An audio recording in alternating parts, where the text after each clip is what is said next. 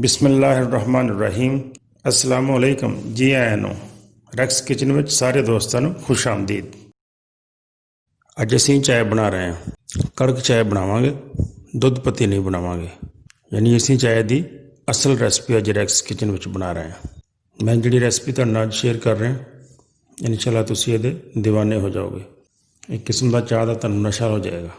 ਤੇ ਆਓ ਫਿਰ ਕੜਕ ਚਾय ਬਣਾਉਣੀ ਸ਼ੁਰੂ ਕਰੀਏ। ਸਭ ਤੋਂ ਪਹਿਲੇ ਅਸੀਂ ਬਰਤਨ 'ਚ 3-4 ਕੱਪ ਪਾਣੀ ਦੇ ਪਾ ਕੇ ਉਹਨੂੰ ਗਰਮ ਕਰਦੇ ਹਾਂ। ਜਦੋਂ ਪਾਣੀ ਗਰਮ ਹੋ ਜਾਏ ਤਾਂ ਫਿਰ ਅਸੀਂ ਇਹਦੇ ਵਿੱਚ ਚਾय ਦੀ ਪੱਤੀ ਪਾਵਾਂਗੇ। 2 ਚਮਚ ਪੱਤੀ ਦੇ ਪਾ ਲੈਂਦੇ ਹਾਂ। ਪੱਤੀ ਤੁਸੀਂ ਕੋਈ ਵੀ ਇਸਤੇਮਾਲ ਕਰ ਸਕਦੇ ਹੋ, ਕਿਸੇ ਵੀ ਕੰਪਨੀ ਦੀ ਇਸਤੇਮਾਲ ਕਰ ਸਕਦੇ ਹੋ। ਅਤੇ ਨਾਲ 3-4 ਛੋਟੀਆਂ ਇਲਾਇਚੀਆਂ ਪਾ ਲਓ ਅਤੇ ਇੱਕ ਛੋਟਾ ਜਿਹਾ ਟੁਕੜਾ ਦਾਲਚੀਨੀ ਦਾ ਪਾ ਲਓ। ਇਹ ਚੀਜ਼ਾਂ ਪਾ ਕੇ ਅਤੇ ਚਾਹ ਨੂੰ ਅੱਛੀ ਤਰ੍ਹਾਂ ਪੱਕਣ ਦਿਓ।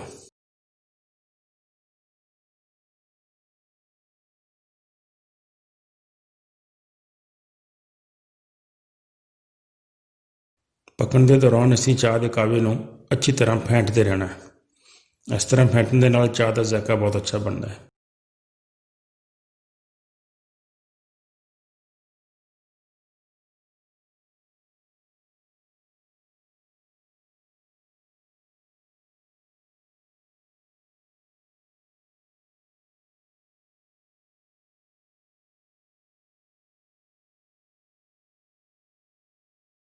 ਹੁਣ ਤੁਸੀਂ ਹਸਬੇ ਜ਼ਾਇਕਾ ਚੀਨੀ ਸ਼ਾਮਿਲ ਕਰ ਲਓ, ਜਿੰਨੀ ਤੁਸੀਂ ਪਸੰਦ ਕਰਦੇ ਹੋ। YouTube ਤੋਂ ਇਲਾਵਾ ਮੈਨੂੰ ਤੁਸੀਂ ਫੇਸਬੁੱਕ 'ਤੇ ਵੀ ਫੋਲੋ ਕਰ ਸਕਦੇ ਹੋ, ਇੰਸਟਾਗ੍ਰਾਮ 'ਤੇ ਵੀ ਫੋਲੋ ਕਰ ਸਕਦੇ ਹੋ।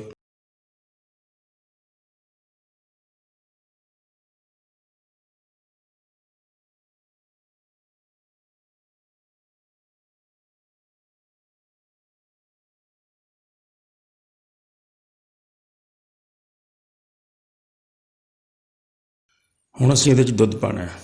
ਦੁੱਧ ਤੁਸੀਂ ਆਪਣੀ ਮਰਜ਼ੀ ਨਾਲ ਜ਼ਿਆਦਾ ਵੀ ਪਾ ਸਕਦੇ ਹੋ, ਥੋੜ੍ਹਾ ਪਸੰਦ ਕਰਦੇ ਹੋ ਥੋੜ੍ਹਾ ਵੀ ਪਾ ਲਓ, ਲੇਕਿਨ ਕੋਸ਼ਿਸ਼ ਕਰਨੀ ਹੈ ਦੁੱਧ ਕੱਚਾ ਸ਼ਾਮਿਲ ਕਰਨਾ ਹੈ। ਕੱਚੇ ਦੁੱਧ ਦੀ ਚਾਹ ਦਾ ਬਹੁਤ ਜ਼ਬਰਦਸਤ ਮਜ਼ਾ ਹੁੰਦਾ ਹੈ।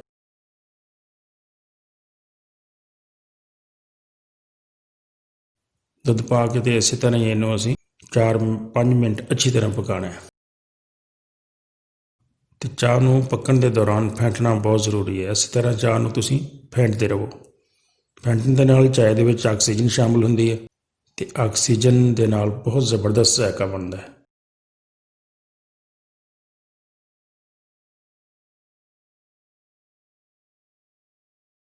ਅਗਰ ਤੁਸੀਂ ਅਜੇ ਤੱਕ ਮੇਰੇ ਚੈਨਲ ਨੂੰ ਸਬਸਕ੍ਰਾਈਬ ਨਹੀਂ ਕੀਤਾ ਤਾਂ ਮੇਰੇ ਚੈਨਲ ਦਾ ਜ਼ਰੂਰ ਖਿਆਲ ਰੱਖਿਓ ਅਤੇ ਉਹਨੂੰ ਸਬਸਕ੍ਰਾਈਬ ਕਰ ਦਿਓ।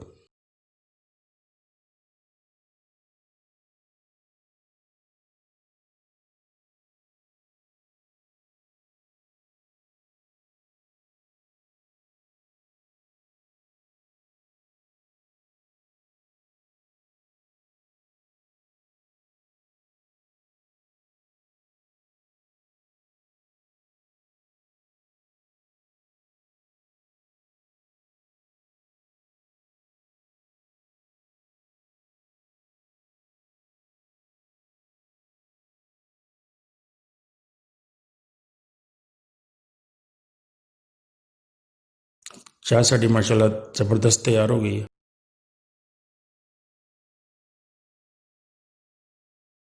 ਚਾਹ ਨੂੰ ਕੱਪਾਂ 'ਚ ਪਾਓ ਅਤੇ ਮਹਿਮਾਨਾਂ ਨੂੰ ਵੀ ਪਿਆਓ ਅਤੇ ਖੁਦ ਵੀ ਪੀਓ। ਵੀਡੀਓ ਪਸੰਦ ਆਵੇ ਤਾਂ ਇਹਨੂੰ ਲਾਈਕ ਔਰ ਸ਼ੇਅਰ ਜ਼ਰੂਰ ਕਰਨਾ। ਵੀਡੀਓ ਦੇਖਣ ਦਾ ਬਹੁਤ ਸ਼ੁਕਰੀਆ। अस्सलाम वालेकुम।